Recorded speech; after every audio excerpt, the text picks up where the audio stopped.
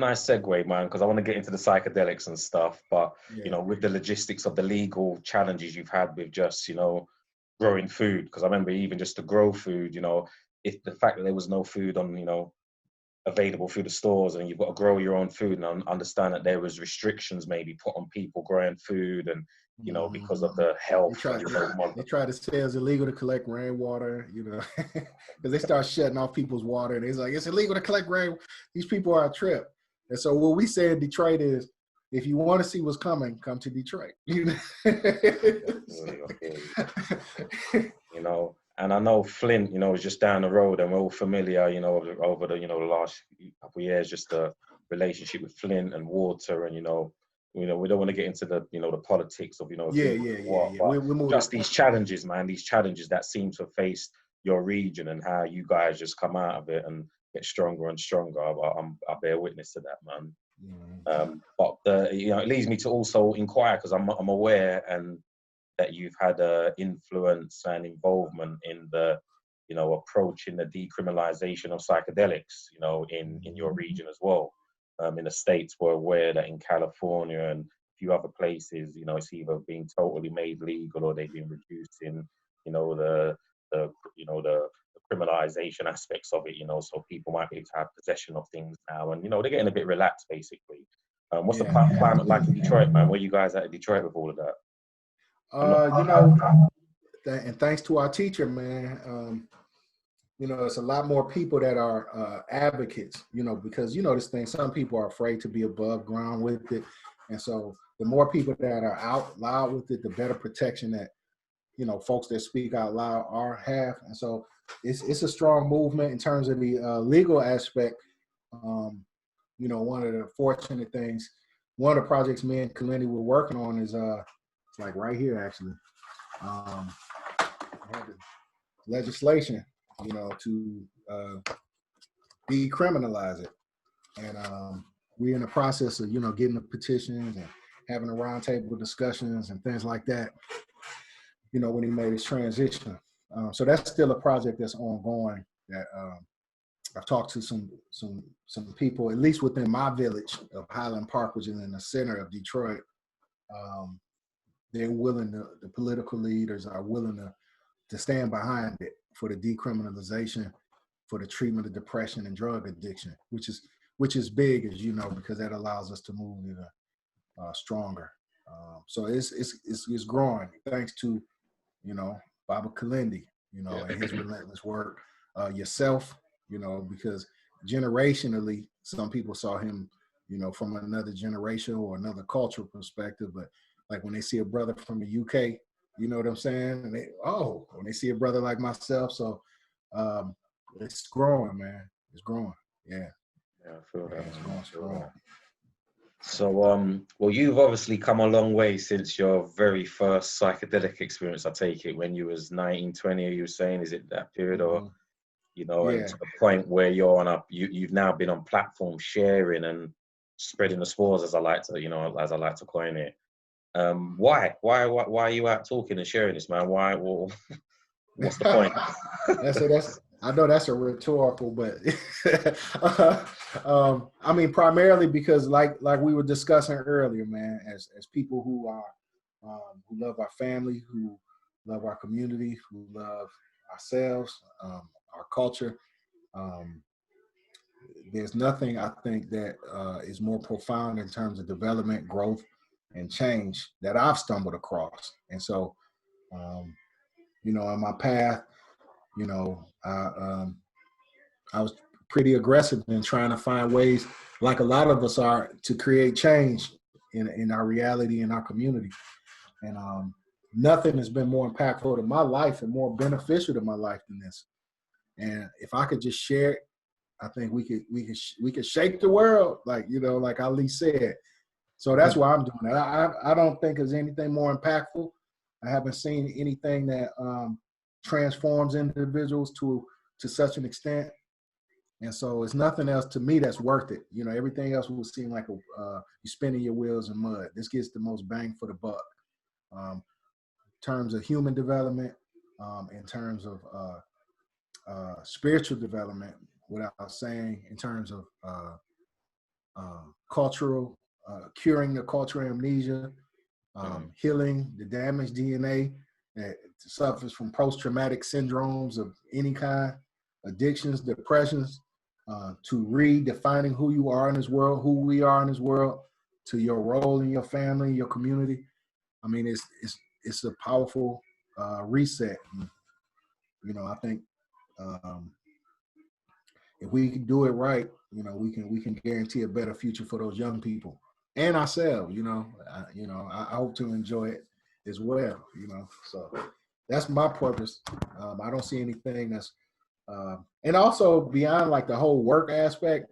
Hell, I mean, it's beautiful, man. I mean, it's like, I mean, you couldn't pay for a better vacation, could you? So, you know, I have some selfish aspects too, you know. Yeah, well, that's cool, man. That's cool. Is there, you know, I'm always asked this, and you know, I'm gonna throw it your way as well. Is there a particular experience or something, you know, that in your journey of taking the psychedelics that, you know, was a key point, a key thing that, you know, is there a key experience, you know, that you could share or highlight as to, especially, you know, speaking to those who haven't had the experience and they just think, you know, what is it about? And, you know, it's really hard to describe in some ways, but in some ways it is. You can describe, you know, the impact, you can describe, you know, the benefits of it for yourself. So could you share a personal experience, a personal aspect of your experience that you've had engaging in the mushrooms or whatever your psychedelic? Yeah, I could talk about several experiences. Like, I'll pick one. You know, when I first started, you know, I was a young bachelor, enjoying my life. You know, I had a wonderful woman in my life. Of course, I was,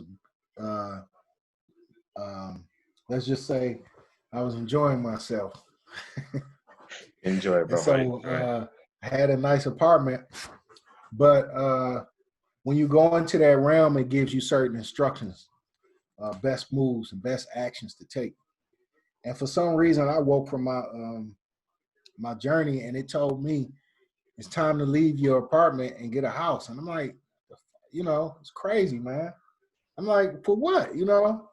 So oddly enough, I go to work. My colleague, she says, I said, how's your weekend? She said, fine. I finally got my real estate license. You know, of course, you see these connections in hindsight.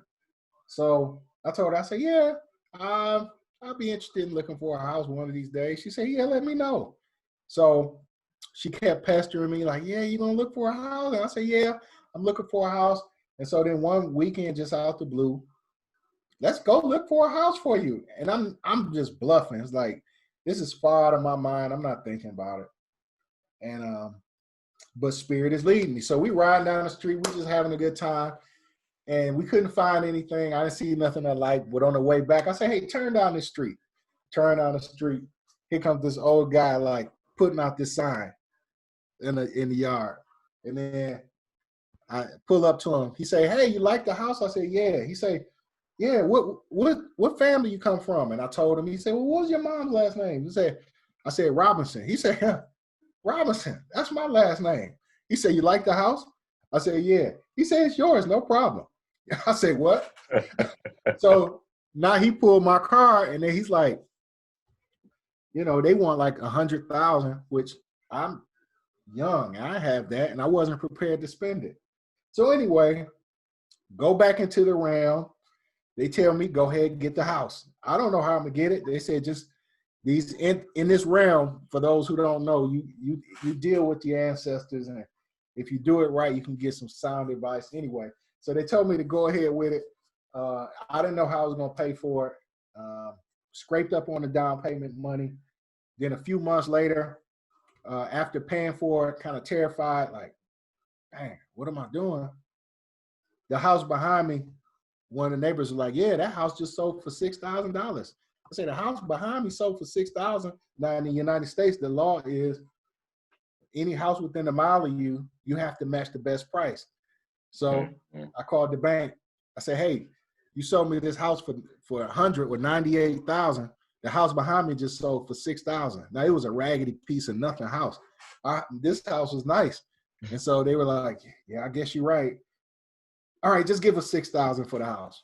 You know, so that's the type of thing that happens. So you know, you end up $100,000 house for 6,000 just listening. You know what I'm saying? I said, do this, and I did it. You want a lot of So that's just one story. So it does a lot of beneficial things. And as you know, Darren, you know, it allows you to live a lifestyle that people with much larger bank accounts wish they could. You know what I'm saying? You know, it creates shortcuts to enrich your life in ways that that makes it very rich and wonderful. You know, and not always just money, but it's just experiences and opportunities and insights. You know, food tastes better, colors are brighter, songs are, you know, you know, it's harder to dislike people. You know, so it has so many benefits, man. Cool. Thank you for sharing, bro.